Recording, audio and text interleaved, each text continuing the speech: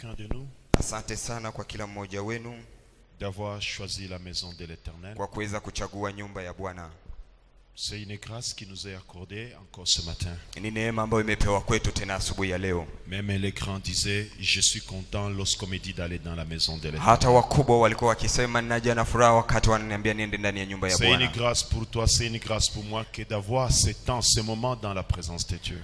Ni neema kwako na kwangu kuweza kuwa na hii muda kabisa ndani ya Et uwepo wa merci Bwana. beaucoup pour la présence de chacun de nous dans la Na maison. tena asante sana kwa uwepo wa kila mmoja ndani ya nyumba ya Baba. Que Dieu nous bénisse. Na Mungu atubariki. Amen. Amina. La fois passée, Na siku iliyopita nous avions développé un thème tulikuwa tukizungumzia mada intitulé inayosema L'esprit du royaume, roho ya ufalme, l'obéissance. utiifu. Mais aujourd'hui, Lakini leo j'aimerais aborder une Nipenda autre niigusie. modalité niweze kugusia zingine ou njia un autre aspect dans l'esprit du royaume de Dieu. ama pembe ama uso ingine ambayo inakuwa ndani ya hiyo roho ya ufalme. L'esprit du royaume de Dieu, Roho ya ufalme wa Mungu, la culture de l'effort. mila ama hali ya kutumia nguvu. L'esprit du royaume de Dieu, Roho ya ufalme wa Mungu, la culture de l'effort. mila ama tabia, zoezi ya kutumia nguvu. Amen. Amina. J'aimerais que nous puissions lire quelques passages de la Na Bible. nilipenda tuweze kufanya mausome ndani ya Biblia, On va se mettre debout na tutaenda kusimama pour honorer la parole de Dieu. ili tupate kuheshimu neno la Mungu. Amen. Amina. Nous commençons par Matthieu chapitre 25. Na tunaanzia ndani ya Injili ya Mathayo sura yake ya 15. Je commence par le 15e verset Na nitaanzia kwa mstari wa 15 et je descends na nitashuka jusqu'au 30e. mpaka 13. Nous lisons au nom de Jésus-Christ. Tunasoma katika jina la Matthieu Yesu chapitre Kristo. 25, Injili ya Mathayo sura yake du 25. 15e verset, nous Tunaanzia descendons. mstari wa 15 tunashuka. Nous lisons au nom de Jésus. Tunasoma katika jina la Yesu. Il donna, ou qu'on commence par le 14e. Ama tuanze basi kwa mstari wa 14. Il en sera comme d'un homme qui, partant pour un voyage, appela ses serviteurs et leur remit ses biens. Il donna 5 talents à l'un, 2 à l'autre et 1 au 3e. À chacun selon sa capacité, et il partit. Aussitôt celui qui avait reçu 5 talents s'en alla, le fit valoir et il gagna 5 autres talents. De même, celui qui avait reçu les 2 talents en gagna 2 autres. Celui qui n'en avait reçu qu'un alla faire un creux dans la terre et cacha l'argent de son maître. Longtemps après, le maître de ses serviteurs revint et leur fit rendre compte. Celui qui avait reçu les 5 talents s'approcha en apportant ses contre-talents. Et il dit, Seigneur, tu m'as remis 5 talents, voici j'en ai gagné 5 autres. Son maître lui dit, c'est bien, bon et fidèle serviteur, tu as été fidèle en peu de choses, je te confierai beaucoup. Entre dans la joie de ton maître. Celui qui en avait reçu les 2 talents s'approcha aussi. Et il dit, Seigneur, tu m'as remis 2 talents, voici j'en ai gagné 2 autres. Son maître lui dit, c'est bien, bon et fidèle serviteur. Tu as été fidèle en peu de choses, je te confierai beaucoup. Entre dans la joie de ton maître. Celui qui n'avait reçu qu'un talent s'approcha ensuite et il dit, Seigneur, je savais que tu es un homme dur, qui moissonne où tu n'as pas semé, et qui amasse où tu n'as pas vanné. J'ai eu peur, et je suis allé cacher ton talent dans la terre. Voici, prends ce qui est à toi. Son maître lui répondit, serviteur méchant et paresseux, tu savais que je moissonne où je n'ai pas semé, et que j'amasse où je n'ai pas vanné. Il te fallait donc remettre mon argent au banquier, et à mon retour, j'aurai retiré ce qui est à moi avec un intérêt. Ôtez-lui donc le talent, et donnez-le à celui qui a les 10 talents. Car on donnera à celui qui a, et il sera dans l'abondance. Mais à celui qui n'a pas, on ôtera même ce qu'il a. Et le serviteur inutile, jetez-le dans les ténèbres du dehors, où il n'y aura des pleurs et des grincements des dents. J'ai prévu plusieurs versets, mais bon, on va lire juste 2. Hein? Nili- On prend nili- Apocalypse chapitre 3, verset 16. Nilitayarisha Verset usomi 12. nyingi, lakini tutasoma tu ndani ya tutarukia ndani ya kitabu ya Ufunuo ya Yohana sura yake ya 3 mstari wa 12. Le long du serment, je ne pourrai que peut-être faire allusion à ces passages. Na wakati tutakuwa tukizungumza, ninaweza kurudilia mausomi zingine, Je lis au nom de Jésus-Christ. na ninasoma katika jina la Yesu Kristo. Apocalypse chapitre 3, verset 12. Ufunuo wa Yohana sura yake ya 3 Et puis mstari je wa vais prendre verset 12, 21. na nitarukia tena 21. Je lis au nom de Jésus-Christ. Nasoma katika jina C'est la lui Yesu qui Kristo. vaincra. Je ferai de lui une colonne dans le temple de mon Dieu, et il n'en sortira plus. J'écrirai sur lui le nom de mon Dieu et le nom de la ville de mon Dieu, de la nouvelle Jérusalem, qui descend du ciel d'auprès de mon Dieu, et mon nom nouveau. 21. 21. Celui qui vaincra, je le ferai asseoir avec moi sur mon trône, comme moi j'ai vaincu, et me suis assis avec mon Père sur mon trône. Celui qui a des oreilles, que celui qui a des oreilles attende ce que l'Esprit dit aux églises. Amen. Amina. Seigneur, parlez-nous Bwana sema au nasi nom de Jésus-Christ. katika jina la Yesu Kristo. Amen. Amen. Maintenant. Tukae. Amen. Amina. C'était au cours d'un culte matinal dans la semaine. Ilikuwa ndani ya ibada ya asubuhi katika wiki, C'était l'évangéliste Papa Munga qui prêchait ce jour-là. na ilikuwa ni mwinjilisti Baba Munga ambaye alikuwa akihubiria siku hiyo. Bien-aimés, je Mpendwa, vous invite à venir dans des cultes basi matinales ninawaalika kuwa na desturi ya kufika ndani ya ibada ya quand Dieu asubuhi vous fait cette grâce. wakati Bwana Nous anakuneemisha, écoutons des puissants messages. na tunasikia maujumbe yenye nguvu. Amen. Amina. Ce thème m'avait été inspiré à l'occasion d'un culte matinal. Na hiyo mada ilipata kufunuliwa kwangu kupitia ibada ya Et asubuhi, Dieu m'avait encore aidé, il m'avait amené encore plus loin dans na ce... Mungu akanisaidia na akanibeba tena mbali zaidi. Amen. Amina. L'esprit du royaume. Roho ya ufalme wa Mungu, La culture de l'effort. mila ama desturi ya kutumia nguvu. Amen. Amina. Nous connaissons tous la parabole des talents. Na sisi sote tunajua hiyo mfano wa talanta, Comment est-ce que le Seigneur avait dit le royaume des cieux na kama vile Bwana alisema ufalme wa est mbinguni comparé à un maître inamaanishwa na huyo bwana wa kazi qui un jour, ambaye siku moja avant de partir dans un voyage lointain, mbele aende katika nchi ya la mbali, Bible dit il avait pris des talents. Biblia inasema ya kwamba akachukua Et il talanta va fulani, appeler ses na serviteurs. akawaita Il va wafanyakazi wake, distribuer à ses serviteurs chacun un certain nombre de na talents. akampatia idadi fulani ya talanta kila mtumishi À l'un, wake. il donne 5, Kwa mmoja à akampatia l'autre 5, 3, kwa mwingine akampa 3, 2, 2, à l'autre 1 seul na wa talent. mwisho akampa moja peke yake. La Bible dit ceci, Na Biblia inatuambia hivi, à son retour, wakati aliporudi, celui qui avait reçu 5 talents, na huyu ambaye alichukua talanta 5, ok, sawa, en avait déjà fructifié 5 autres. alikuwa amezidisha na amepata 5 ingine, L'autre qui avait reçu 2 ou 3 là, na yule ambaye alikuwa amepokea 2 en au avait 3 déjà fructifié. alikuwa ameizidisha Mais tayari. curieusement, celui qui avait reçu un talent, Basi na kwa mshtuko yule ambaye alichukua talanta la moja, Bible dit il avait croisé les bras. Biblia inasema kwamba yeye alipachika mikono yake. Il avait eu la paresse. Yeye kabisa akapata ulegevu, Il n'avait pas voulu fructifier les talents. hakupenda kuzidisha hiyo La talanta. Bible dit ceci. Na Biblia inatuambia hivi, Maintenant, lorsque les boss demandaient les rapports à sasa chacun, wakati Bwana alianza kuomba ripoti ya kila ah, mmoja, il sera très émerveillé par les résultats du basi premier. bwana wa kazi akafurahia hao huyu wa kwanza, Et directement, il dit, bon et fidèle serviteur, entre dans la joie na de ton maître. akamwambia mtumwa mzuri na mwaminifu, basi ingia ndani ya Le kazi ya deuxième Bwana. qui avait aussi fructifié les talents. Na huyu wa pili ambaye alizidisha vile Le vile, maître lui dit, viens aussi bon et fidèle serviteur, tu as été fidèle dans peu de choses, tu le seras aussi dans de grandes choses, entre dans la joie de ton na maître. akasema basi wewe ni mwaminifu, umekuwa mwaminifu ndani ya mambo madogo, hivyo utakuwa hata mwaminifu ndani ya mambo makubwa, Mais ingia ndani ya furaha ya à Baba. cet autre qui avait croisé les bras, Lakini kwa yule ambaye aliweza kupachika mikono yake, il va lui dire, paresseux, akamwita mvivu wewe.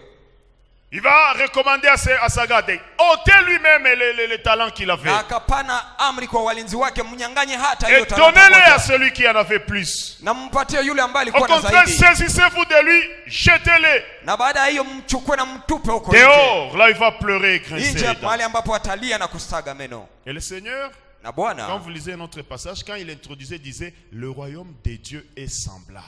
Na wakati unasoma Bwana alikuwa anazungumzia ya kwamba ufalme wa Mungu unafananishwa na hiyo mfano. Cette logique de se mettre, ni kusema hali ya huyu bwana ya kuenenda, c'est ça la logique du royaume des cieux. Na hiyo ndio mtindo ama hali ambao ufalme wa Mungu unaongozwa nayo. On te donne des talents, wanakupatia talanta, tu croises les bras, unapachika mikono yako, tu restes paresseux, unabaki mlegevu ama mvivu, on va te jeter dehors. Basi watakutupa nje. Nous disons l'esprit du royaume de Dieu. Tunasema roho ya ufalme wa Mungu. La culture de l'effort. Mila ama zoezi ya kutumia nguvu. Ça veut dire quoi? Ni kusema nini basi? Dans le royaume des cieux, dans le royaume de Dieu, ndani ya ufalme wa Mungu, Dieu veut que Bwana anapenda ya kwamba nous puissions travailler. Anapenda tuweze kutumika. On ne récompense que celui qui a fait quelque chose. Watamlipa tu ni yule ambaye alitenda jambo, alifanya kazi. Parce que après la Bible dit ceci. Sababu baadaye Biblia inasema hivi. Comment va faire le maître? Basi huyu bwana kaenenda je? Celui qui avait transformé les 5 talents, on va lui donner la gouvernance. Comme il avait déjà 10 talents, on va le mettre gouverneur sur 10 villes. Wanasema yule ambaye alizidisha talanta 5 wakamweka aweze kutawala juu ya miji 5. L'autre qui avait fructifié les 3, on va l'établir roi sur 6 villes. Na yule ambaye alizidisha 3 wakakuwa na 6, wakamweka governor kwenye jimbo zingine 6. Mais celui-là qui avait croisé les bras, lakini yule ambaye alipachika mikono yake, on lui avait donné pas de récompense. Hawakumpatia malipo yoyote. Alors lorsque nous voulons parler sur l'esprit du royaume de Dieu, la logique du royaume de Dieu, la culture de l'effort, wakati tunataka kuzungumzia hiyo roho ya ufalme wa Mungu ambayo ni mila ama hali ya kutumia nguvu, nous voulons d'abord dire ceci. Tunataka kwanza tuseme hivi. Dans la logique du royaume des cieux, suivez. Ndani ya mipangilio ya mambo ya ufalme wa Mungu, basi mfuateni. On ne récompense pas celui qui croise les bras et celui qui ne fait rien. Hawamlipake ama hawapati yake zawadi yoyote ambaye hafanye kazi, ambaye anapachika tu mikono yake. On ne récompense que celui qui a fait quelque chose. Watamlipa hapa, atapewa zawadi ni yule ambaye amefanya jambo fulani. Il faut marcher avec ce Dieu tout en sachant quelle est sa logique, comment il procède dans ses affaires. Basi inabidi kutembea na huyu Mungu ikijua hali ya fikra zake na namna gani anatembea ndani ya mambo yake. J'ai répertorié pas mal de versets dans l'Apocalypse. Nimeweza kupata mausomi nyingi kabisa ndani ya kitabu ya Ufunuo. Na nimesoma 2 peke yake. Beaucoup de versets. Lakini nyingi, là on est en train de dire ceci. Wanasema hivi. C'est lui qui vaincra. Yule ambaye atashinda. C'est lui qui vaincra. Yule ambaye atashinda. Il sera couronné ou revêtu d'une couronne de vie. Watampatia taji la uzima. Mais on précède cela par celui qui vaincra. Lakini wanaanza kusema hivi wakitanguliza na yule ambaye atashinda. Dans la logique du royaume des cieux, on aime les champions. Ndani ya mipangilio ya ufalme wa mbinguni wanapenda wale wa champion. Tu n'es pas champion, tu n'intéresses pas le royaume des cieux. Kama wewe hauko mshindi, basi hauna nafasi ndani ya ufalme wa mbinguni. Ah oui, bien-aimé. On aime les champions. Wanapenda wale washindi kabisa. Parce que c'est à celui qui vaincra qu'on donnera quelque chose. Sababu ni kwa yule ambaye atakuwa mshindi ndio atapewa. Si tu n'as pas la culture des champions, bien-aimé, kama hauna zoezi mila ya mshindi mpendwa, tu n'intéresses pas le royaume des cieux. Basi wewe hauhusishe ufalme wa mbingu kwa lolote. Ah oui, je me souviens d'un jour je disais, nakumbuka siku moja nilikuwa nikisema ya kwamba, m'a parlé d'un ami qui était allé voir le chef. Walinizungumzia habari za rafiki fulani ambaye alienda kumuona le chef dans le pays. Huyu ambaye alikuwa rais ndani ya nchi. Je me disais, mais après qu'est-ce qu'il a eu? Basi wakaswali kwa nini basi alipata nini? Parce que walimpa kazi. Je, walimpa kazi? Apparemment on lui avait rien donné après. Kwa kuonekana hawakumpa lolote. Mais tu peux aller voir le chef. Lakini unaweza kwenda kuona. Et après il ne te donne rien. Na kisha hakupe lolote. Les chefs sont intéressés par les champions. Hawa wakubwa wanahusika na wale ambao ni washindi. Tu viens le voir à l'occasion de rien, tu n'as rien fait, tu le salues. Wewe unajitokeza tu mbele zake, unakuja muona na haukufanya lolote, unamsalimu. Mais lorsque les gens qui avaient gagné la coupe de la CHAN étaient partis les voir, lakini wale ambao walishinda hiyo kinyang'anyiro ya kandanda, comme wakati ils walienda étaient des kumtazama, champions, sababu walikuwa washindi, ils avaient reçu un cadeau. na kila mmoja alipata zawadi. La royauté Ufalme aime les champions. inapenda Tu washindi. viens vers les grands avec une coupe, Unakuja mbele ya mkubwa pamoja na kikombe cha après il va ushindi, dire bon, mumutafutie kitu. na baadaye atasema basi Ah, mumwandalie c'est ça jambo. même la logique du royaume des Na ni cieux. hivyo ndio ufalme wa mbingu inafikiria. Celui qui vaincra, Yule ambaye atashinda, c'est celui-là à qui na ni yule on ambaye donnera la couronne de vie. watampatia Ah, taji je la veux uzima. que chacun de nous commence déjà à se révolter au sein de soi-même. Ninapenda kila mmoja aanze kujiinukia Le mwenyewe. royaume des cieux n'est intéressé que par des champions. Ufalme wa mbinguni inapendaka washindi. Dans le royaume des cieux, Ndani ya ufalme wa on mbinguni n'aime pas ceux qui croisent les bras. hawapendake wale ambao wanapachikaka tu mikono. Ah oui, Ndiyo, dans la logique du royaume des cieux, ndani ya mipangilio ya on mahali ya n'aime kufanya pas ceux ufalme wa qui mbinguni, croisent les bras. hawapendake wale ambao wanakaa tu na kupachika mikono. Proverbe 6:10 dit ceci: Proverbe 6 mstari wake wa 10 un inasema peu de hivi: sommeil, na usingizi un kidogo peu d'assoupissement, na upumziko un kidogo peu croiser les mains na pour dormir, ukipachika mikono kidogo kwa et la kulala, pauvreté te surprendra. basi na ukosefu Umaskini. utakutokelea, umaskini utakutokelea, Te surprendra comme un rôdeur, itakutokelea kama et vile la mtu disette anayetafutisha, comme un homme en armes. na ukosefu kama vile mtu ambaye anakuwa na silaha, Maskini utakuchomokea, boum, itachomoka mbele comme yako un homme en kabisa. armes. Un peu de sommeil, Kusinzia tu kidogo, un peu de kusuba, paresse. uvivu tu kidogo. Et voilà que le boss, le maître dans la parabole des talents, Tazama basi na huyu boss ambaye ni mwenyeji wa kazi il ndani ya dit hiyo à mfano ce wa monsieur talanta, qui n'avait rien fait: anamwambia huyu ambaye hakufanya lolote, paresseux, sema tu ne mvivu, m'intéresses pas, allez dehors. wewe haunifurahishi, basi nenda nje. Bien-aimé, Mpendwa, comprenons la logique du royaume. tuelewe hali ya kufanya kazi ya ufalme wa mbinguni. La fois passée, je disais, Na siku iliyopita nilikuwa dans le nikisema royaume des cieux, c'est la méritocratie. ndani ya ufalme wa mbingu ni kustahili kitu La fulani. méritocratie selon Dieu. Kustahili kitu fulani Tu sawa ne sawa fais na Mungu. rien. Wewe On haufanyi ne te lolote, donnera rien. basi na hautapewa lolote. Celui qui avait fructifié 5 talents, Yule ambaye alizidisha hizo talanta plus tano, les 5 qu'il avait, il en avait maintenant 10. kuongeza hizo tano ambazo alikuwa nazo, On va akakuwa lui na donner 10. la gouvernance sur 10 villes. Na wakamfanya gavana wa jimbo 10. Ah.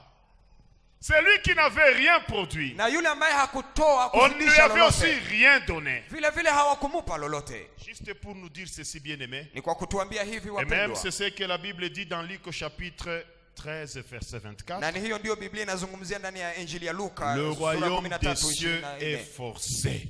Ufalme wa mbingu ni kutumia Ce sont nguvu. les violents qui s'en emparent. Ni wenye nguvu ndio wataweza kuishika. Amen. Amina. Maintenant, lorsque la Bible nous dit efforcez-vous de passer par plutôt, ce passage parle de efforcez-vous de passer par la porte Hiyo étroite. usome wa Luka inasema kwamba tujikaze kupitia kwenye mlango mwembamba. Amen. Amina. J'aimerais maintenant que nous puissions voir Nilipenda sasa tuweze kutazama comment namna gani se traduit cet effort. inaeleweka je hiyo kutumia Quand nguvu. on nous dit le royaume de cieux, c'est la culture de l'effort. Wakati wanatuambia ufalme wa mbinguni Comment se itapatwa na yule ambaye manifeste anatumia cet nguvu. effort? Basi hiyo nguvu Comment inaonekana je? allons-nous exprimer ou montrer cet effort? Na namna gani ndio tutaonesha ya kwamba tunatumia Parce nguvu? qu'on nous dit déjà que les paresseux, ceux-là qui ne veulent pas fournir d'efforts, ils n'intéressent pas le royaume des Sababu cieux. wametuambia tayari wale ambao hawatumie nguvu, wavivu, Mungu hahusiki na wao. Bien-aimés, Mpendwa, faisons attention. tufanye angalisho. Je vais aborder cet effort ou les modalités ou les manifestations de cet effort sur le plan spirituel et même sur le plan physique. Ninataka kuonesha hiyo hali ya kutumia nguvu kupitia hali ya kimwili vile vile na ya kiroho. Quand on nous dit Wakati wanatuambia culture d'effort, mila ya kutumia il nguvu, faut fournir un effort. inabidi utumie nguvu fulani. Ça veut dire quoi? Basi inamaanisha nini? Amen. Amina. Je commence par le premier point, Ninaanzia kwa nukta ya les kwanza, modalités de manifestation de cet effort. hali ambayo utatumia ili uoneshe ya kwamba unatumia nguvu. Premier sous-point, Nukta ndogo ya kwanza, l'endurance dans le preuve. kuweza kudumu na kutumia nguvu ndani ya tukio. Kudumu kustahimili. Kustahimili tukio. Il Il faut fournir un effort. inabidi utumie Et nguvu. cet effort va se manifester comment? Na basi Premièrement, dans l'endurance, dans l'épreuve. hiyo kutumia nguvu itaonekana je ni hali yako ya kustahimili ndani La ya Bible tukio. dit ceci dans Jean chapitre 1er verset 12. Biblia inasema hivi ndani ya Yohana sura ya kwanza mstari wa 12. Heureux l'homme qui supporte patiemment la tentation. Heri mtu yule ambaye anaweza kuchunga na utulivu jaribu. Car après avoir été éprouvé, Sababu akisha kujaribiwa il recevra la couronne de vie atapokea taji ya uzima que le Seigneur a promis à ceux qui l'aiment. ambayo Bwana aliahidia wale ambao wanawapenda. Bien-aimés, Mpendwa, Dieu attend de nous un effort à résister face à la tentation. Bwana anangojea kwetu kutumia nguvu wakati tunakuwa mbele ya Si vishawishi. tu as la culture du royaume des cieux, Kama una hiyo hali ama si mila ya tu ufalme wa veux mbinguni, intéresser le royaume des kama cieux, unapenda ufalme wa mbingu ikufurahie, Dieu nous demande Bwana anatuomba d'avoir l'endurance devant la tentation. tukue na hali ya kustahimili na kutumia nguvu mbele ya vishawishi. Si toi, Kama toutes wewe les fois qu'une opportunité de tomber se présente, tu dois tomber. wakati yote ambao fursa ya kuanguka inaweza kuja mbele yako na hapo Toutes les unaanguka. fois qu'une opportunité de pécher est devant toi, il faut que tu pêches. Na wakati yote ambao fursa ya kufanya dhambi inafika mbele yako, basi unajikuta kufanya Tu dhambi. ne vas pas intéresser le royaume. Wewe kabisa mbinguni Sur le plan haitakufurahia. spirituel, tu es paresseux. Ndani ya kiroho ni kusema uko mvivu. Sur le plan spirituel, tu ne fais aucun effort. Kwa hali ya kiroho ni kusema hautumie nguvu yoyote. Parce que le royaume des cieux Sababu ufalme wa aime mbingu des gens qui peuvent résister devant la tentation. inapenda wale ambao wanashindana mbele ya Et la Bible tukio dit ya. il y aura une récompense pour eux. Na Biblia inasema ya kwamba kutakuwa zawadi kwa ajili yao. L'endurance devant la tentation, bien Kuweza aimé. kustahimili Ça ama va vous kushindana na produire beaucoup de mashawishi. bien. Na itaweza Je me kukumbia dis, mambo si mengi ce jour-là, mazuri. Joseph n'avait pas résisté devant la femme de Potiphar, Ninajiswali hii siku Yusufu angeliweza kushindana na huyo mke wa c'était Potifa. la destinée de tout un peuple qui serait envolé, parti en fumée comme Na ça. ilikuwa ni ujio wa kabila taifa yote ambayo ingelienda kama vile Vous moshi. voulez aller plus loin avec Wewe le unataka Seigneur. kwenda mbali Vous pamoja na voulez Bwana. faire des exploits avec Unataka Dieu. ufanye mambo makubwa Vous voulez pamoja un na jour Mungu. que Dieu rende votre nom grand. Unapenda siku moja Mungu afanye jina lako Mais kuwa toutes les kubwa. fois qu'il y a une opportunité de pécher, Lakini wakati yote fursa ya kufanya il faut dhambi d'abord inakutana. pécher, puis vous allez vous repentir après. Wewe unafanya kwanza dhambi na baadaye unaenda kutubu. La culture de l'effort n'est pas là. Mila ya mbinguni haiko hapa ama ya Et kutumia nguvu là, on haiko. n'intéresse pas le royaume. Na des hapo kabisa mbinguni Je dis, haikutazama premièrement, wewe. cet effort se manifeste dans l'endurance, par l'endurance devant la tentation, devant le Ninasema preuve. hiyo hali ya kutumia nguvu inaonekana kwanza ndani ya hali yako ya kuweza kushindana na jaribu. Vraiment, nous. Ndugu Est-ce que Manu, si une belle créature se présente devant toi, kama kiumbe kirembo kabisa avec kinakuja un mbele regard yako charmant, na wakikutazama il faut kirembua, qu'on tombe? je, inabidi kabisa mtu aanguke? Non, vous n'allez pas intéresser le royaume des cieux. Hapo kabisa mfalme wa mbinguni Toutes haitasumbua les na fois wewe. que votre cœur est emporté par un sentiment d'amour, Wakati roho yako inaweza bebwa kila il saa faut wakati perdre unajisikia des pédales. Unachanganikiwa kwanza kidogo, utakiaka jirétablir après. Mais ulishachanganikiwa kwanza. Hapo unaanguka Parce que kwanza. seulement tu as vu des beaux yeux charmants d'un homme ou d'une femme. Tu tombes un peu et puis tu vas te ressaisir après utajikusanya tena après. sababu tu umeona macho ambayo inakurembulia ya mke wala vile ya mume, kisha unaanguka kwanza na utakuja kutubu baadaye. Bien-aimé, Mpendwa, beaucoup de gens, na watu wengi ils ont détruit des témoignages. waliharibu ushuhuda Ils zao, ont détruit waliharibu kabisa alors des édifices grands qui étaient déjà érigés. majengo makubwa ambao walikuwa wamejenga. Pourquoi? Sababu Parce gani? que seulement il n'était pas capable de résister devant la Sababu tu tentation. hakuweza kushindana mbele ya majaribu. Et là, le royaume des cieux n'est pas intéressé. Na hapo kabisa ufalme wa mbingu haitahusika na wewe. Tu sacrifies tout parce que seulement ton cœur a explosé devant une créature ou devant des yeux charmants. Wewe unaharibu yote sababu tu roho yako iliripuka mbele ya kiumbe kirembo. Tu oublies tout ce que tu es. Na unasahau Tu kama wewe ni oublies nani. ton ministère. Unasahau hata Tu huduma oublies yako. ton statut. Unasahau Tu hata kama oublies wewe ni que nani. tu as un témoignage à protéger. Unasahau hata kama Tu unakuwa na oublies ushuhuda que ambao tu as une unapaswa kulinda. relation avec Dieu à protéger. Unasahau ya kwamba unapaswa kuwa na uhusiano ya Te voilà pamoja na emporté. Mungu. Na wewe unaenda. Ce n'est kabisa. qu'après la Nani chute baada- que tu pourrais encore te ressaisir et te dire, Bwana nisamehe, Na Bwana ni nisamehe. baada ya kuanguka ndio tena utaweza kujirudia yako na unaanza kusema Bwana basi unisamehe. Le royaume des cieux Ufalme wa mbinguni est intéressée par les gens qui ont une culture d'effort. Inapendaka watu ambao wanatumiaka nguvu. Et cet effort se manifeste d'abord dans l'endurance devant la tentation. Na hiyo nguvu itaonekana kwanza ndani ya hali yako ya kushindana na jaribu. Hamjafanya vita na kumwanga damu, mukishindana na hiyo dhambi. Bien-aimé, vous trouvez quelqu'un, si vous lui confiez seulement l'argent, unamkuta mtu ukimwekesha tu pesa zako, et bwana ataigusa tu. Il va juste dégrainer. Donc pesa tu hivi, hela ndani ya mkono wake, c'est comme Gehazi. Ni kama vile Gehazi. Quand il avait vu ce jour-là Élisée refuser l'argent, wakati aliona Elisha akikataa hiyo kabisa sadaka zote, imakiote tuko tunapitia, anasema hiyo ukosefu wote kabisa, anaweza shituma kukatala pesa na zawadi. Mzee anakataa kabisa hiyo vitu. Nasema bwana kufa kuliumba. Il va faire parlions de contours. Il va chercher une raccourci pour aller saisir. Akatafuta katiriza ili aende kumkuta huyo kemadari huko mbele na Naamani. Non, donne cet argent. Akasema hapana, wewe leta pesa. Bwana wangu ana haja ya hiyo. Mpendwa, si on ne peut pas se maîtriser et résister devant l'argent, kama huwezi kujituliza na kujinyenyekeza mbele ya pesa, mpendwa, quel autre effort que vous voulez? Basi nguvu gani nyingine ambayo unaweza kutumia? Alors je dis ceci. Basi ninasema hivi. Premièrement, kwanza, le royaume des cieux, ufalme wa Mungu, qui demande un effort, ambao inaomba kutumia nguvu, qui a besoin de champions, ambayo inataka wale le royaume des cieux qui aime la méritocratie, ambayo inapenda watu ambao wanaostahili kitu, est intéressé par des gens qui peuvent endurer devant le prêtre. Hiyo ufalme inapenda watu ambao wanaweza kustahimili na kushindana mbele ya jaribu. Amen. Amina.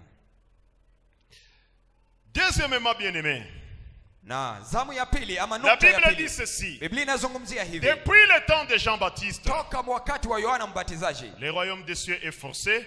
Ufalme wa mbingu ni kutumia nguvu. Ce sont les violents qui s'en emparent. Na ni wenye nguvu ndio watajichukulia ufalme wa mbingu. Et la Bible d'ajouter, notre lutte n'est pas une lutte contre une lutte de la chair ou du sang. Na Biblia inasema vita yetu sio ya damu na mwili, mais c'est une lutte spirituelle. Ni vita vya kiroho. Amen. Amina. Bien-aimé, cet effort que le royaume des cieux attend de chacun de nous, premièrement doit se manifester d'abord sur le plan spirituel. Amen. Amina. Et cela nous invite, premièrement, à fournir un effort pour marcher dans la droiture. Oui, bien-aimé. Amina. Tout le monde peut être un escroc. Kila mmoja anaweza kuwa mwizi. Tout le monde peut être un malhonnête. Kila mtu anaweza kuwa kabisa. Mais l'effort qui nous est demandé par l'esprit du royaume de Dieu, lakini hiyo nguvu ambayo inaombeka kwetu sawa sawa na hali za mbinguni, nous invite, nous appelle à faire un effort pour marcher dans la droiture. Inatualika ili tuweze kutumia nguvu na tuweze kutembea kwenye mstari kabisa inayofaa. Pas se contenter chaque fois de prendre des dettes des gens et tu ne payes pas et tu es à l'aise. Wewe usitosheke na kwenda kujikopa, unachukua pesa ya watu kwa deni na kisha unajisikia huru utalipa. Tu peux donner des paroles que tu vas pas honorer. Unapana maneno ambayo hautaheshimu. Tu viens devant cette fille, tu lui dis je t'aime. Unaambia huyu dada mbele zake nakutaka. Devant l'autre je t'aime. Unamwambia huyu mwingine nakupenda. Oh, je vais t'épouser. Kweli nitakuoa. À l'autre aussi je vais t'épouser. Na mwingine nitakuoa. Ah, c'était l'autre aussi je vais t'épouser. Na mwingine vile vile unamwambia nitakuoa. Ça c'est le manque de culture ou d'effort dans la droiture. Hiyo ni huyo ukosefu ya kutumia nguvu ili ujue kutembea ndani ya mstari unaofaa. Forcez-vous d'entrer par la porte. Tujikaze kupitia kwenye mlango mwembamba. Excuse. Le royaume des cieux nous invite à un effort. Ufalme wa mbingu inatualika kutumia nguvu fulani. Effort à marcher dans la droiture. Kutumia nguvu ili tuweze kutembea ndani ya njia. Si tu es un enfant de Dieu, tu ne peux pas te contenter d'avoir une vie malhonnête, une vie désordonnée et tu es à l'aise. Wewe mtoto wa Mungu hawezi tosheka na kutembea kiolela, hauheshimike na hauhangaike lolote. Na unaliacha vile, ça ne te dérange pas, uko na amani. Utajazwa na utasema kwa lugha. Titandete, tu t'en fous, tu vas même parler à langue. Unakio kuna danganya, trompe ici. Unakio kuna baboule, quand tu seras à l'église, hawezi kumbuka, tu n'es même pas culpabilisé, tu es à l'aise. Na wakati unafika kanisani dhamiri zako hazitakwambia lolote kabisa na unajazwa kabisa. Dans le pastorat, ndani ya uchungaji, kazi ya uchungaji kuna mambo que vous racontez, vous dites Seigneur aide-moi. Ambao unakutana nayo na unajiambia basi Bwana unisaidie. Un jour, siku moja je reçois un jeune homme. Ninampokea kijana fulani. Il me dit pasteur, ambaye akaniambia pastor, pastor, pardon à Dieu. Ninaomba msamaha kwa Mungu. Parce qu'il m'est arrivé de tomber. Sababu imenifikia kuanguka. Dans l'impudicité. Ndani ya uzinifu. Avec telle sœur. Na dada fulani. J'ai dépassé les limites. Mimi nilivuka kabisa mpaka yangu. Je ne suis pas à l'aise, que Dieu me pardonne. Na sisikie vizuri ndani ya roho yangu na Mungu anisamehe. Quelques jours après, na siku fulani baadaye, je vois cette sœur aussi demander l'audience. Ninamwona huyu dada naye anakuja sasa kuomba aonane na mchungaji. Je m'attendais que Yohana kielomba pardon. Mimi ndani mwangu nikasema Bwana asifiwe, sababu naye vile vile anakuja kuomba msamaha. Mais quand il arrive devant le pasteur, lakini wakati anafika mbele ya mchungaji, pasteur, nasema mchungaji, je viens demander que tu pries pour moi. Ninakuja ili upate kuniombea. J'ai constaté qu'il y a des flous maintenant dans mon don. Ninaanza kutana ndani ya karama yangu, je ne vois plus clair. Sione je demande que tu pries pour moi pour que mon don soit plus clair. Ninataka uniombee ili karama yangu quand je vois des choses que je les vois très bien. Wakati ninaona kitu nikione vizuri. Quand je peux écouter la voix que je l'écoute avec précision. Na wakati ninaweza kusikia sauti niisikie kabisa avec uhakika. Quelle est la priorité, bien-aimé? Basi yako ya kwanza ni nini? C'est le don spirituel? Je, niyo karama ya kiroho? Ou soit c'est ça, d'abord sa relation. Ama ni uhusiano wako pamoja na Mungu. La vie chrétienne a 3 dimensions. Na maisha ya kiroho ina daraja 3. Bon, il peut en avoir plusieurs, mais parfois on l'explique en 3 dimensions. Zinaweza kuwa na daraja nyingi, lakini mara fulani le degré d'enfant de Dieu. Kuwa kwanza mtoto wa Mungu. Deuxième degré, adorateur de Dieu. Ya pili kuwa mwabuduwa wa Mungu. Troisième degré, serviteur ou servante de Dieu. Na ya tatu kuwa mtumishi ama mjakazi wa Mungu. Être enfant de Dieu. Kuwa mtoto wa Mungu. Tu reçois Jésus-Christ comme Seigneur et Sauveur de ta vie. Unapokea Yesu Kristo kwa Bwana na Mwokozi wa maisha yako. Tu marches conformément à la parole de Dieu. Na unatembea sawa sawa na neno la Mungu. C'est suffisant. Hiyo inatosha. Tu es un enfant de Dieu. Umekuwa tayari mtoto wa Mungu. Degré d'adorateur. Quand tu es déjà enfant de Dieu, tu dois apprendre à rendre culte à Dieu.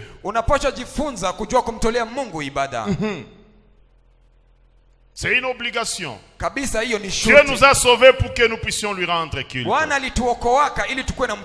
Et après la 3e dimension, c'est maintenant les services ou le ministère. Quand tu es appelé par Dieu, il en arrive au moment maintenant où il te donne un ministère que tu dois exercer. C'est à l'église que soit tu vas exercer un ministère. Amen. Ou même l'évangélisation en dehors de l'église. Ce qu'il faut privilégier beaucoup plus, c'est le premier degré d'enfant de Dieu. Vous vous en foutez de la qualité de votre relation avec Dieu. Qui fait de vous un bon enfant de Dieu? Vous êtes intéressé plus par le ministère. C'est karama yangu siko naiona clair. Ukose tu kwanza kukenye kinaweza kuzuia parapande kilio siingie. We kwanza aseme siko naona bien, uniombe Mungu. Kambie Bwana. Au lieu de te préoccuper de ce qui fait que tu n'entres pas au ciel, toi tu viens demander qu'on comprie pour toi. Nous voyons beaucoup de choses bien aimées. Sisi tunaona mambo mengi wapi. Unaomba tuombe Mungu nini? J'essaie de l'intimider pour voir s'il va revenir à la raison. Kumsisimua nione kama ataweza kurudia. Akajishimama. Yeye kabisa akabaki ile reste droit dans ses bottes. Je crois qu'il avait même compris quelle était mes intentions. Il va me dire depuis Niko sijua kata mwanaume si anguka akamuzinifu. Elle va me dire depuis que j'existe, je n'ai jamais connu d'homme. Et je ne suis jamais tombé dans l'adultère. Peut-être celui qui est venu se repentir auprès de moi, il parlait en parabole. Alors c'est moi qui n'ai pas bien écouté les Nikusema ni mimi ndio sikusikia kabisa undani ya ile ambayo alikuwa ananiambia. Nikaviachia pale. Basi je me suis arrêté à ce niveau-là. Juste une manière de dire. Ni hali tu ya kusema ya Que kwamba d'abord notre relation, la Kwanza. qualité de notre relation avec Dieu en tant qu'enfant de Dieu Aina. nous intéresse plus que les dons, que le ministère. hali ama aina ya hiyo uhusiano wetu pamoja na Mungu ilipashwa kukutugusa zaidi ya hiyo huduma zetu. Unatoka iba bien. Tu viens de voler. Mais ça ne te dit absolument rien. Lakini haikuambia Tu es lolote. à l'aise, ulisha babula mtu Tu viens d'escroquer quelqu'un. auhangaike. Et tu t'en fous. Na unaweza jazwa, na unaweza ona maono, na unaweza hata oneshewa. Tu peux dire que tu es rempli, tu peux même prophétiser, tu peux même dire que tu as vu des songes. C'est pas mauvais, le Saint-Esprit nous donne des dons. Haiko mubaya, Roho Nous Mtakatifu en avons. anatupatia gharama na tunazo. Nous avons des ministères. Tunazo Nous mahuduma. avons des dons. Tunazo Et je dis magharama. que plus notre qualité d'enfant de Dieu, la première dimension, qu'elle nous préoccupe plus. Lakini nasema tuweze kuhusika zaidi na hiyo kukua mtoto wa Mungu. Amen. Amina. Un effort à marcher dans la droiture. Kutumia nguvu ili uweze kutembea kwenye mstari inayofaa. Amen. Amina. Mais aussi, Lakini tena zaidi, je vais inviter le peuple de Dieu ninataka nialike à kabila la fournir Bwana aussi un effort à parler peu ou à ne pas beaucoup parler.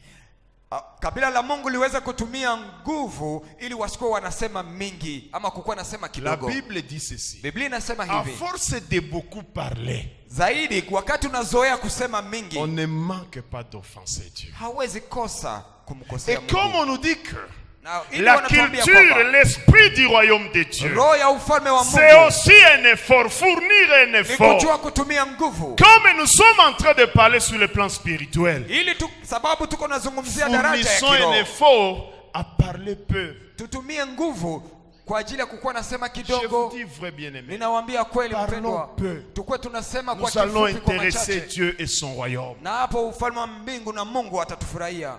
Une dame va dire ceci. Mama fulani akaniambia hivi, akasema hivi, Quand vous franchissez seulement les seuils de la porte de l'église pour Wakati- sortir, wakati unatoka nje tunavuka hiyo milango ya kanisa, hapo c'est là dehors là, pale nje se disent des choses là-bas. kuna maneno ambayo inasemeka. Kenya ukusikia pale Kama haukusikia, hakiko. maanake ni kusema kile kenye haukusikia hakikuwake.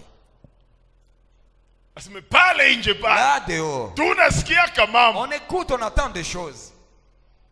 des gens qui sont au courant Na watu ambao wamepata mahabari, des événements qui n'ont pas encore eu lieu, mais eux, ils sont déjà au courant. wao wanapataka habari ya mambo ambayo tukio ambazo haziyafika, yeye anaweza kukuelezea. Bien aimé, Amina. par expérience, Pendwa, j'ai kwa ile ambayo tumepitia, nimeelewa ya kwamba, constaté ceci, nimeelewa hivi, que beaucoup parler, hein, kusema mingi ça atténue la gloire de Dieu dans la vie de quelqu'un. inapunguzaka utukufu wa Mungu ndani ya maisha ya mtu, Même ça diminue même l'onction de quelqu'un. na inapunguzaka hata upako. Moi, j'ai toujours dit ceci. Na mimi ninazungumzia hivi kila siku, Et je crois que je le vivais quand j'étais à côté de mon na pasteur. ninafikiria kwamba nilikuwaka naiishi En wakati tout cas, nilikuwa je kando ya ne mchungaji. m'intéressais de rien et de personne à part ma vie spirituelle. Mimi sikukuwaka nahusika na mtu yoyote ama na kitu yoyote isipokuwa maisha yangu. À un moment donné, je disais, je n'entretenais que des relations officielles avec mon pasteur, même s'il était mon beau-frère. Na mimi nilikuwa tunajadiliana na mchungaji wangu Des relations mambo officielles. ambayo inahusu kazi Kazi. tu, ijapokuwa alikuwa amekuwa Pingine, mtoto oh, wangu. ça ne m'intéressait pas. Kusema nikizungumzia mambo mengine nilikuwa nasema hiyo Et hainihusishi si kwa j'ai une lolote. préoccupation, j'allais tout droit auprès de lui et je lui dis, pasteur, bon, niko na kwa sami naona hivi ama mnasikia hivi, ni aye akisha niambia ni hivi ubi achana navyo, c'est fini. Na wakati ilikuwa nanifikia nikwe kama vile niko na kitu ambayo sielewe, nilikuwa namuendea yeye peke yake na ninamswali na Mais akiongoza na commencer à me kumwelesha. préoccuper de tel ou de tel ou de ça, non bien. Lakini mimi unikute naanza kusumbuka na huyu ama na kile, hapana kabisa Je mpendwa. vous dis, Ninawaambia peut-être saa zingine la réalité démontrera autre chose, ukweli wa mambo itatuoneshaka kingine. mais personnellement, j'ai constaté que à force de trop parler, je vous dis, inapunguzaka utukufu wa Mungu. Lakini mimi kibinafsi nimeelewa ya kwamba mtu ambaye anasemaka mingi, hiyo kusema mingi inapunguzaka utukufu wa Mungu Il ndani ya faut maisha. jouer son rôle. basi fanya kile ambacho wamekuomba Si kufanya. tu es pasteur, Kama ni wewe ni tu as le mchungaji, rôle de sentinelle, uko na kazi ya zamu, tu peux appeler quelqu'un, tu t'intéresses à sa vie. unaweza kumuita mtu kabisa na unaweza Tu lui poses kuchunguza des maisha questions. yake. Parce que Unamswali. tu as ce rôle-là. Sababu hiyo ndio kazi Mais yako. si je n'avais pas ce rôle, Lakini kama singelikuwa na kazi ya uchungaji, nous nous avait dit ceci, hata ukikuta mtu iko na nyamba kunjia, pita, anayebe kwa fa. hata ukikuta Mwachie. mtu iko na jisaidia pembeni njiani, basi pita uende usimswali Usianze lolote. muuliza seme, na wewe usikie haya, uko na nyamba, abikuone. Jiambia ko c'est ce qu'on a bien. Tengeneza macho yako, jiondee. Bien-aimé, ça aide. Kweli inasaidia Quand on mpendwa. ne s'occupe que de sa vie et de sa marche avec le Mtu wakati Seigneur. anazisumbusha tu na maisha yake na À Mungu moins basi. que vous ayez un rôle quelconque. Ama kama umepewa kazi fulani, L'effort sur le plan spirituel. hizo nguvu ambazo zinakubidi kutumia kuhusu maisha yako ya kiroho. Je crois qu'il faut aussi fournir un effort à être une brebis du Seigneur. Nafikiria kwamba ni vile vile ya muhimu kuweza kutumia nguvu ili uwe kabisa kondoo ya Mungu. Fournir un effort pour Kutumia avoir la nguvu. vie de soumission et de fidélité. Ili uweze kuwa na roho ya unyenyekevu ama maisha ya unyenyekevu na uaminifu. J'ai constaté que Mimi nimegundua ya kwamba beaucoup de gens watu wengi ne sont pas capables de rester constants, hawawezake bakia ndani ya msimamo ne sont wao. pas capables de rester fidèles. Hawawezake bakia ndani ya uaminifu wao. Ah, je trouve le terme. Ils sont incapables de suivre l'orientation. Wao hawawezake kufata mwelekezo. Il est esclave de ce qui est en lui. Yeye kabisa ni mtumwa wa matakwa yake. J'ai constaté que cet esprit apparemment Na nimegundua ya kwamba hiyo roho se développe encore plus au Congo et en Afrique. iko zaidi sana ndani ya Kongo na kwenye bara la Afrika. On ne peut pas se soumettre à une autorité quelconque. Mtu hawezi kabisa kunyenyekea mbele ya mkubwa fulani. Que ce soit dans la chorale, se Iwe- soumettre au chef de chorale. Iwe hata ndani ya Atakuwa kwaya. anafanya vyake na Kuweza iko mkwaya. kunyenyekea mbele ya huyu director wa kwaya. Huyu mtu atafanya mambo Être à l'église et suivre l'orientation du pasteur. Oh, il sera à l'église, mais il suit ses passions, les passions de son cœur. Unamkuta mtu iko kanisani uweza kufuata uongozi wa pasta. Atakuwa ndani ya kanisa lakini akifanya mambo yake kando. Un effort Kutumia nguvu à être brebis. kukua kondoo. Cet esprit Hiyo roho risque de nous causer trop de mal. Trop de inaweza maux. kusababisha mambo yawe magumu ndani ya maisha yetu. Quand je suis en train de voir le nombre de députés que nous avons, Wakati niko naangalia idadi ya wabunge ambao wako je me dis, wanagombea hiyo kiti, ninajiswali, est-ce que cet objectif est vraiment ninasema kweli hao wote wana shabaha kweli? objectivement après avoir fait des calculs, ou soit il y a derrière cette idée-là, tout le monde veut être chef. Kweli wamefanya mahesabu na wana msimamo, wana shabaha ambao wanafuatilia, ama wamesukuma wote na hiyo roho? Parce que quand ya même il kupenda faut faire kuwa des mkubwa. calculs. Sababu Il faut vous inabidi demander kufanya quelle est mahesabu. la base que j'ai qui puisse me propulser à ça. Basi inabidi kujiswali, na watu gani nyuma yangu ambao watanisukuma kufikia hapo? Et un enfant disait à ses collègues à Na l'école mtoto primaire, fulani alikuwa anaambia wenzake shuleni ya si msingi, mon oncle passe, mjomba je wangu vais commencer à akipita, venir avec des militaires qui vont m'accompagner ici à mimi l'école. nitakuwa nakuja na askari ambao Et celui qui wananisindikiza. osera blaguer avec moi, Na yoyote ambaye atacheza na mimi il verra. ataona. C'est pas pour ça. Sio sababu ya hiyo. Kweli Dans les églises de réveil, tout le monde rêve de devenir pasteur. ndani ya kanisa Wow. za uamsho kila Il n'y mmoja a pas de anataka brebis. Tout le monde dans sa tête, il sait que Nami ni comme mtumishi. kila mmoja ndani ya kichwa chake anapenda awe mchungaji ama mtumishi. Hakuna kondoo kabisa. Il suffit seulement qu'il ait la possibilité de commencer à toucher 100 francs, 100 dollars. Il peut aussi faire voyager des prophètes et aussi dire que moi aussi, il dit. Inabidi tu apate pesa fulani na anaweza kusafirisha watu, na anajitokeza na waambia wamenitabiria hivyo. Tout le monde ne peut pas. Nous, on restait avec aux côtés du pasteur. Unajua kila mtu, sisi tulikuwa na baki kabisa kando ya On sait que, mchungaji. en tout cas, pasteur Mgateshi qui a 200 ans. Tulikuwa tunajua ya kwamba mchungaji ataishi hata Mimi miaka niko nenda 200. mbinguni. Mimi niko naenda mbinguni. On ne rêvait pas. Ah, oh, je serai pasteur. Il est. hauwezi hata lota. Sisi hatukukuwa na lota hata siku moja kwamba mimi nitakuwa mchungaji, sababu tulikuwa najua kwamba pastor wetu atadumu miaka na miaka, mimi niko naenda tu mbinguni. Kifula tu mtu apate karama. Seulement que tu as un don. Anaanza lota, kesho anaona gari lota vinafika. Il a vu un rêve, ce qu'il a rêvé, il voit s'accomplir. Anaweza acha hata masomo, il peut même abandonner ses études. Et il dit, moi je ne vais pas vous orienter comme ça. Mimi sitawaongoza hivyo. Être capable de suivre l'orientation. Tuwe na uweza ama na nguvu ya kuweza kufuata mwelekezo. Dans les histoires de Dieu, ndani ya mambo ya Mungu, à l'église, kanisani, il n'y a point de don ou de ministère qui ne puisse pas suivre une orientation. Hakuna garama ama talanta ambayo inaweza kuwa pale na hayo haiwezi fuata uongozi. Amen. Amina.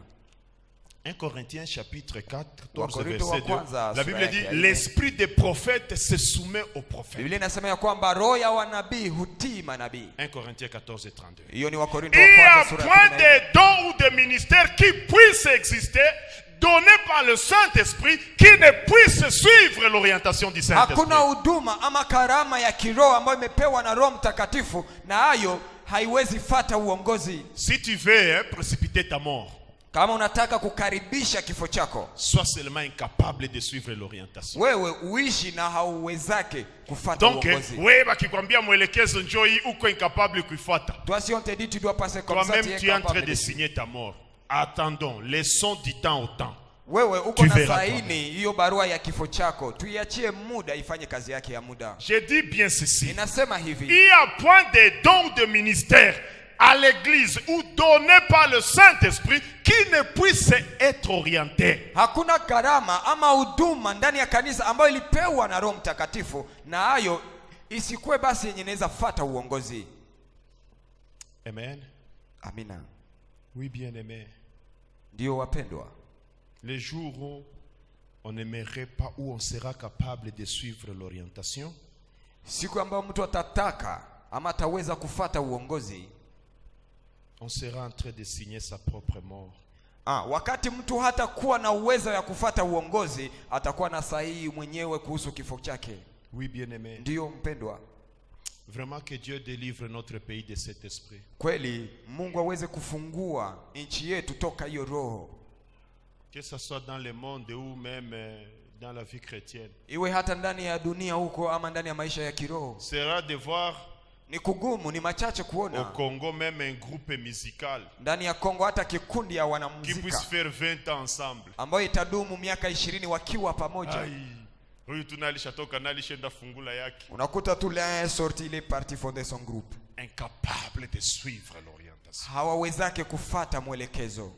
Incapable d'être brebis. Mtu hawezi weza kukuwa kondoo. Bien-aimé. Mpendwa. Mtu asili yake. Que personne ne pleure. Mtu asili yake.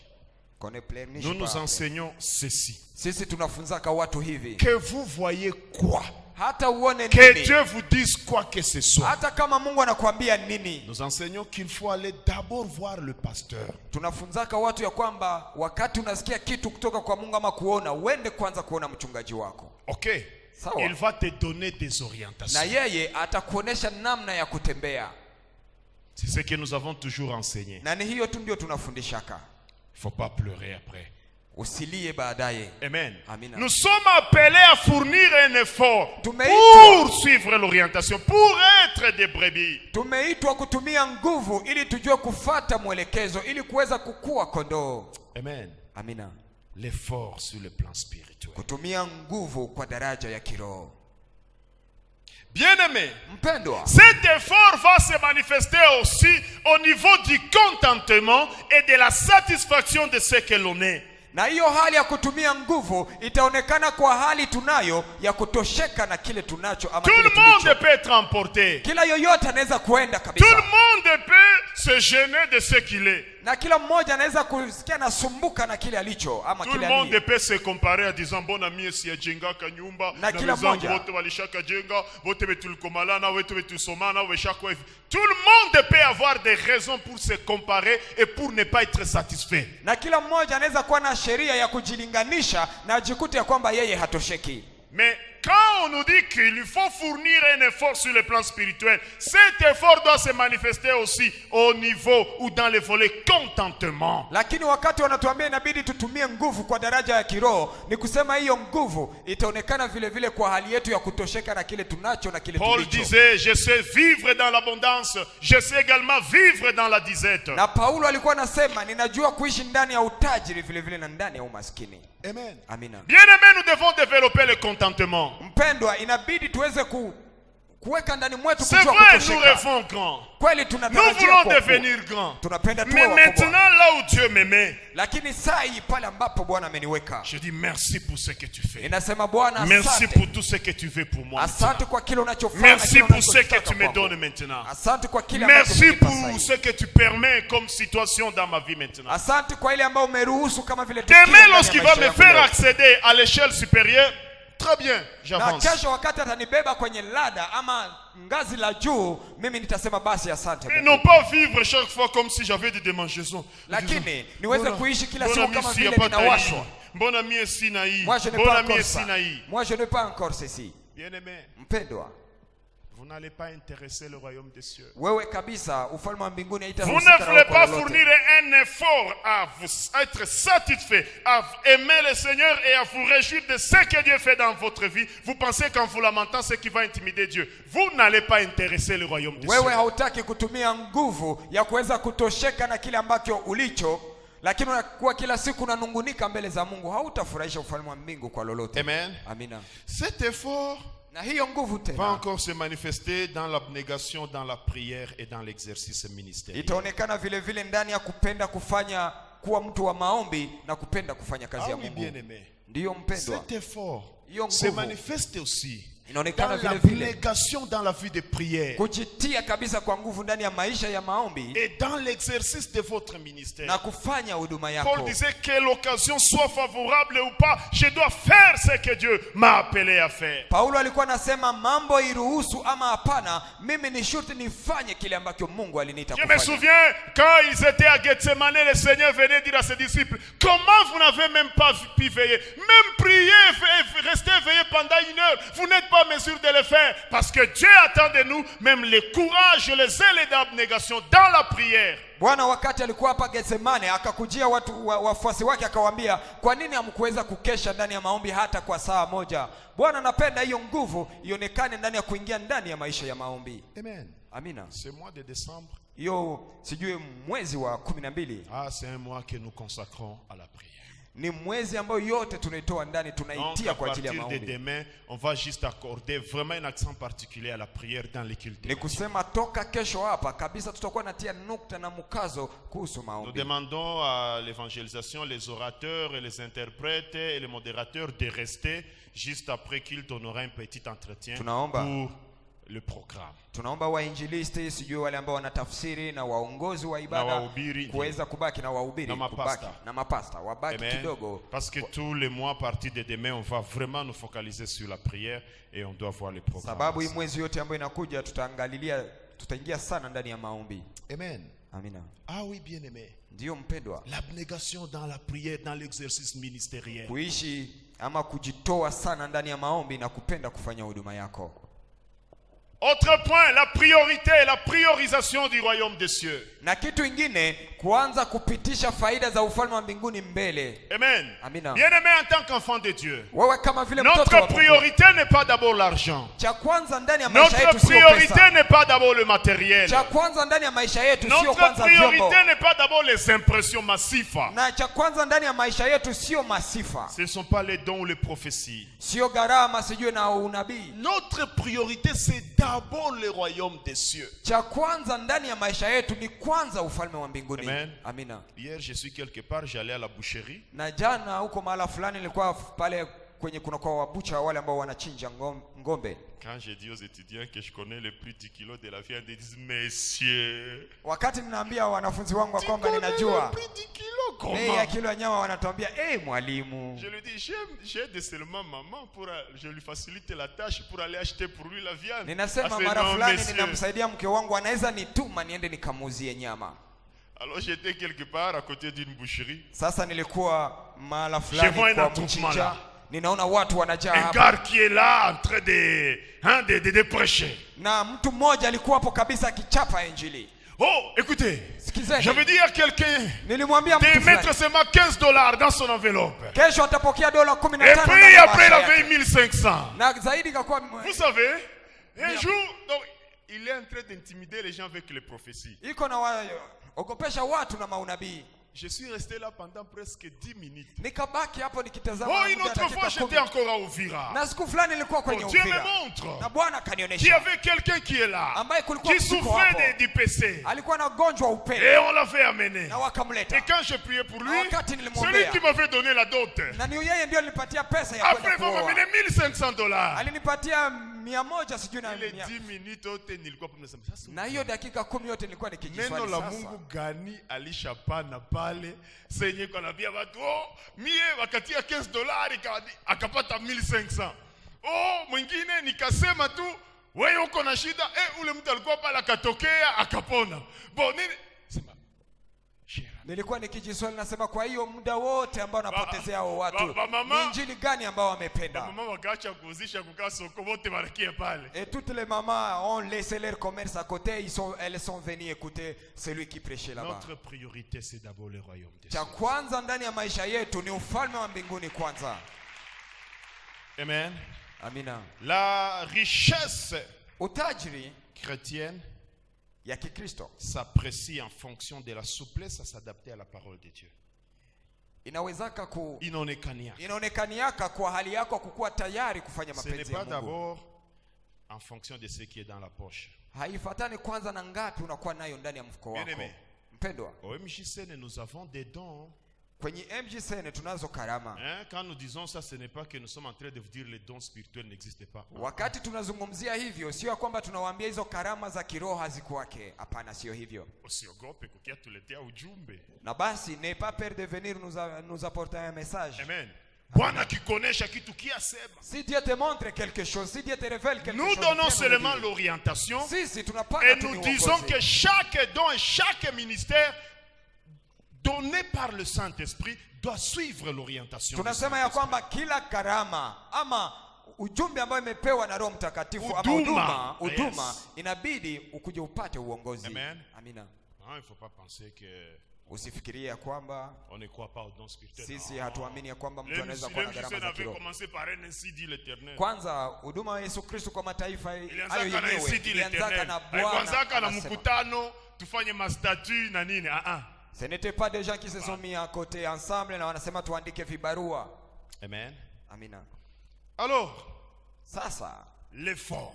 kutumia nguvu. Je veux dire ceci. Ninataka niseme À hivi. part sur le plan spirituel, Zaidi kwenye daraja ya kiroho, nous sommes appelés à fournir un effort tumeitwa kutumia nguvu vile vile pour avoir un équilibre ili social. tuweze kuwa na starehe ndani ya maisha yetu, ndani ya society ama jamaa ya binadamu. Beaucoup de gens pensent que certains aspects sociaux de la vie Kuna watu- n'intéressent pas l'évangile ou n'intéressent pas la chrétienté. Kuna watu ambao wanafikiria kwamba hali fulani ya maisha ya kimwili haihusishe kabisa ufalme wa mbinguni ama maisha ya Non, kiroho. non, non, non, non, non, c'est une compréhension erronée. Hapo ni kusema umesikia vibaya.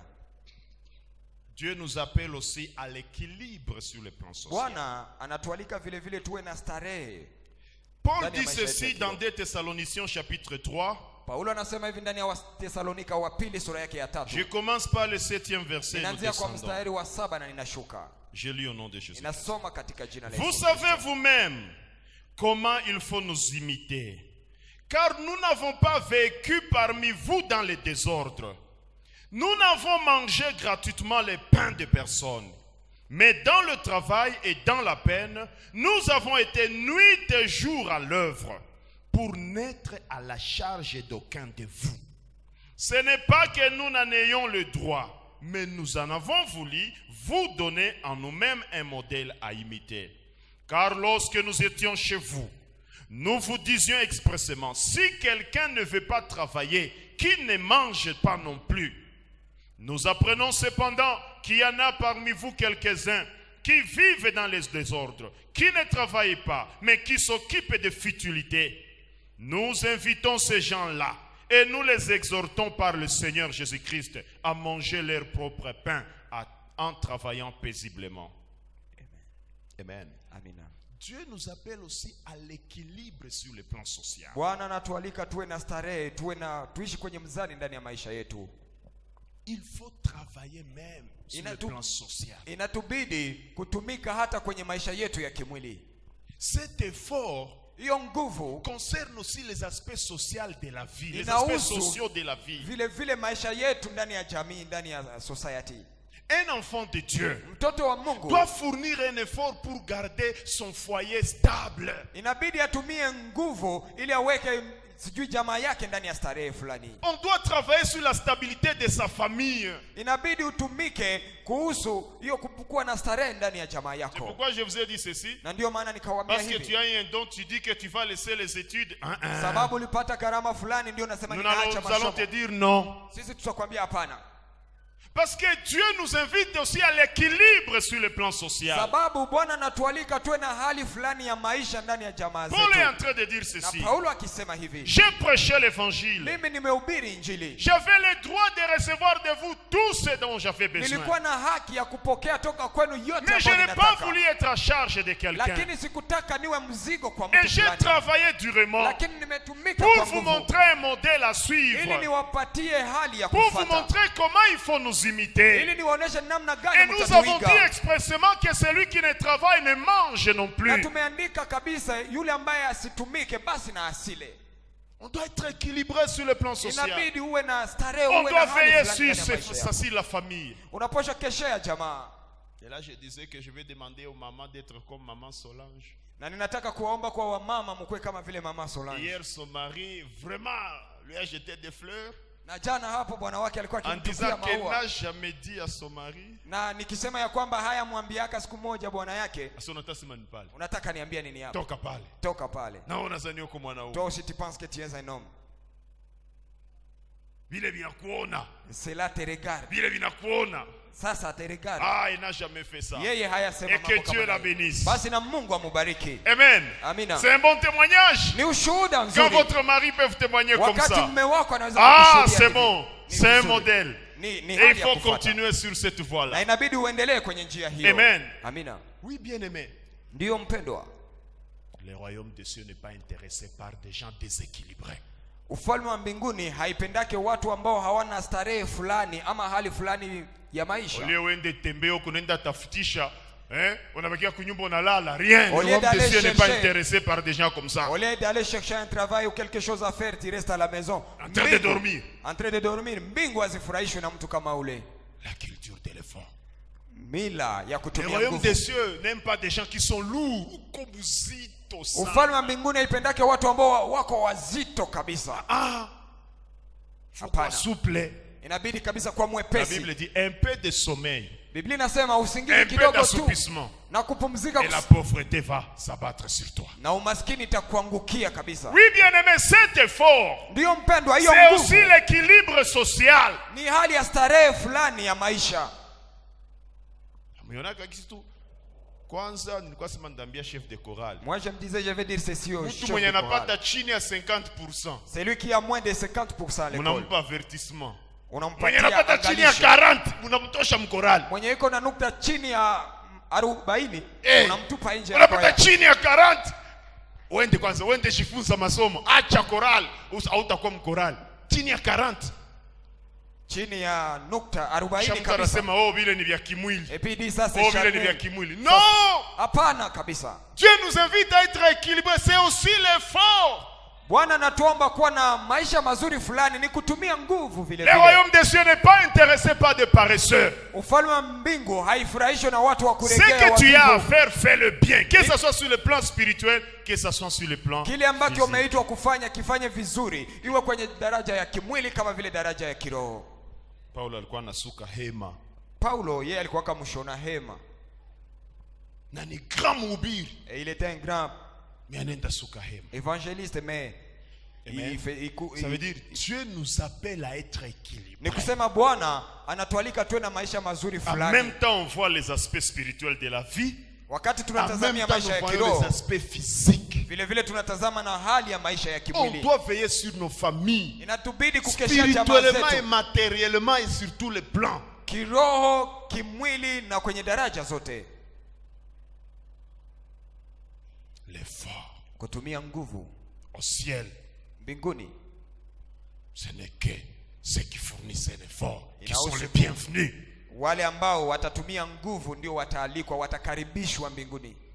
Kama vitu haviendeke, Si les choses ne marchent pas, haviatoa matunda, ça c'est pas ton problème. ça n'a pas encore donné des fruits, cela n'est pas Mais ton ce que problème. Dieu nous demande, Lakini kile ambacho c'est de Mungu fournir anatuomba un effort, ni kutumia nguvu de faire fulani. quelque chose, Ili de ufanye ne pas kazi trop fulani. aimer le sommet ou la lourdeur. Usipende sana kutumia usingizi ama kukuwa mzito.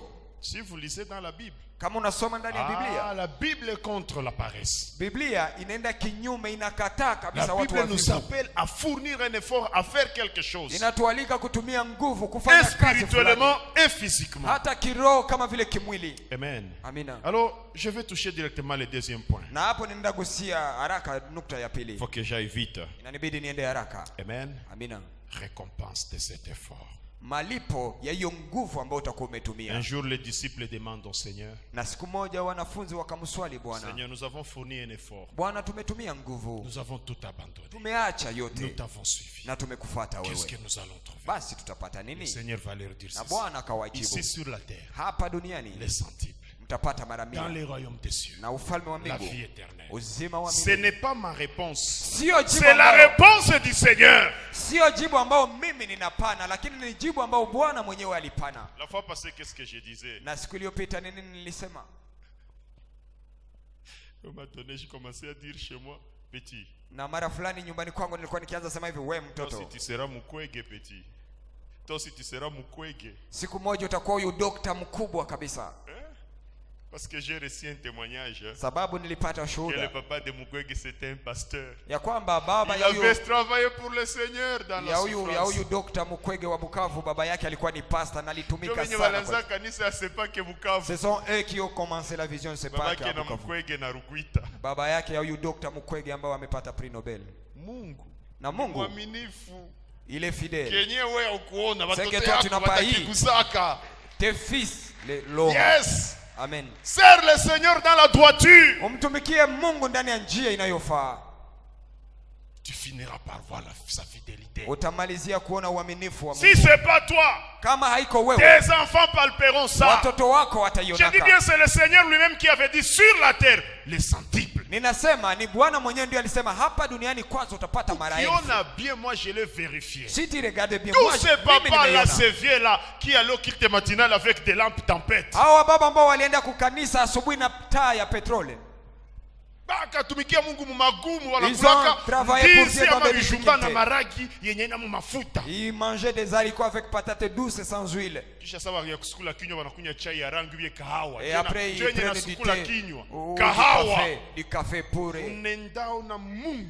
Tu trouves qu'à la Anakia inua fin, watoto yao. Dieu élève les enfants. Wapeti ndio wanaenda gusa uaminifu wa Bwana matériellement. Et ce sont les enfants qui vont vivre la fidélité de Dieu sur le plan matériel comme ça. Ukipenda utakienda kupatia mamifano zami. Si tu veux, tu viendras vers moi, je vais te donner d'autres exemples. Unakuta mtu mu MONUSCO, grand chef. Quelqu'un qui est aujourd'hui un chef dans la Fils d'un MONUSCO. pasteur. Ayetu. Et c'est un fils du Unamkuta pasteur. ucho mkubwa nje fulani, fils d'un Celui-ci, c'est pasteur. un responsable dans une ONG, c'est un fils de Bale pasteur. ba vie kweli. Ce papa-là, bien aimé. Aba wakwake mbukorofi sasa watu. Et ils ne sont pas Et des il escrocs comme marchait les dans autres. la droiture. Na yose Paulo alisemaka hivi. Et il na savait, njoo ville. Paul avait dit ceci, et je dois marcher de la sorte. Chez moi, Chez kwetu, tous mes sœurs n'avaient pas de boucles, des trous à l'oreille. badada yangu yote hakuna mwenye alitobolewa masikio Tulikuwa kwetu ni nyumbani. kiporo ya kweli. Sababu nous Hakuna vya étions kutobolewa. des vrais protestants. Mwenye alinda tobolewa, alinda tobola kishakuwa kwake. Celui qui allait Mais mule avoir mpale ni kiporo hakuna kutobolewa. celle qui voulait avoir des piercings, elle devrait aller les faire chez elle. Alors, Lakini ces kwetu vieux-là hapana. qui avaient marché dans cette compréhension-là, Ni kusema hawa baba ambao waliweza kutembea katika hiyo injili kabisa ya Paulo. unakiako na batoto yao. À la fin tu trouves ces enfants, Mungu anabainua. Dieu les élève. ile mahadi zote toutes ces promesses, wapeti wanaenda zipalpe. ce sont les Parce enfants que qui le vont Seigneur vivre. lui-même avait dit ceci. Sababu Tout Bwana ce que mwenyewe vous alisema avez hivi. abandonné à cause de moi sur la terre, vous aurez des centiples. Na yote ambao muliachilia hapa duniani kwa ajili yangu mtaipata mara Fournissons 100. un effort à marcher dans la droiture. Basi bien-aimés. tutumie nguvu ya kutembea ndani ya njia inayofaa. Fournissons un effort. Tutumie nguvu basi. Amen. Amina. Nous avons lu Tumesoma Apocalypse 3:21. ndani ya Ufunuo wa Yohane sura yake sijui ya Que 3. dit le Seigneur? Basi na Bwana anasema nini? C'est lui qui vaincra. Na yule ambaye Je atashinda le ferai asseoir avec moi sur mon trône. nitamuikalisha pamoja na mimi kwenye kiti cha enzi. Comme moi j'ai vaincu Kama vile mimi et me suis nilishinda, assis avec mon Père sur son trône. na nikakaa na baba yangu kwenye kiti chake. Que celui qui a des oreilles attende ce que l'Esprit dit aux églises. Na yule anakuwa na masikio basi asikie ile ambayo roho inanena na makanisa. Fournir effort Ndugu, tumia basi à nguvu marcher dans la droiture. ya kutembea ndani ya njia Fournir un inayofaa. effort au moins ukwe mawable, Tumia mais nguvu. quand même uko natembea tu mu droiture. Mieux vaut que tu manques de tout, lakini utembee ndani ya mstari inayofaa. Je reviens sur le point sur l'orientation. Mimi ninarudilia kwenye nukta ambayo inahusu uongozi. On ne sera jamais un bon leader si on n'a jamais été un bon disciple. Hautakuwa msimamizi mzuri, hautakuwa leader mzuri kama haukukuwa kama mfuasi mzuri. J'avais écouté un grand homme de Dieu qui disait ceci. Nilimsikia mtu mkubwa wa Mungu ambaye alisemaka hivi. Il y a des choses qu'il faut éviter. Kuna mambo ambayo inabidi Parce kuepuka. que ces choses-là sont une sémence. Sababu hiyo mambo ni kama vile mbegu. Si Dieu te place sous la responsabilité de quelqu'un Kama Mungu anakuweka et chini ya que tu uongozi ne wa mtu veux fulani jamais te soumettre, na kisha unakataa tu kunyenyekea, viens de s'aimer une sémence. umepanda tayari Toi mbegu aussi, fulani. Na tous wewe ceux vile qui vile, seront placés sous ta responsabilité ne Wote. se soumettront jamais à toi. wote ambao wataweka chini ya ulinzi wako hawatanyenyekeaka mbele zako. Parce que tu as planté, tu as semé une sémence. Tu as planté une sémence. wewe mwenyewe ulipanda hiyo mbegu. Toi aussi, ceux-là qu'on placera sous ta responsabilité ne se soumettront jamais à toi. Wewe vile vile wote ambao watawekwa chini ya uongozi wako hawatanyenyekeaka mbele zako. Kila mtu akwe najiangalia. Kisha sonde sa vie. So unaona bebiko chini yako hawakusikiake. Eske na wewe ulikuwa kunasikia beba alikuwa Ka- yulu yako, venye Mungu alitia yulu yako. Quand tu trouves ceux-là qui sont sous ta responsabilité n'arrivent pas à se soumettre envers toi, na wewe tazama namna gani ulitembea. Pourquoi j'ai dit ceci? Ndio maana nikasema Fournissons hivi. un effort à être des brebis. Basi tutumie nguvu ya kuwa kondoo. Amen. Amina. Acclamons très fort pour la gloire. Tushangilie sana kwa utukufu wa Mungu.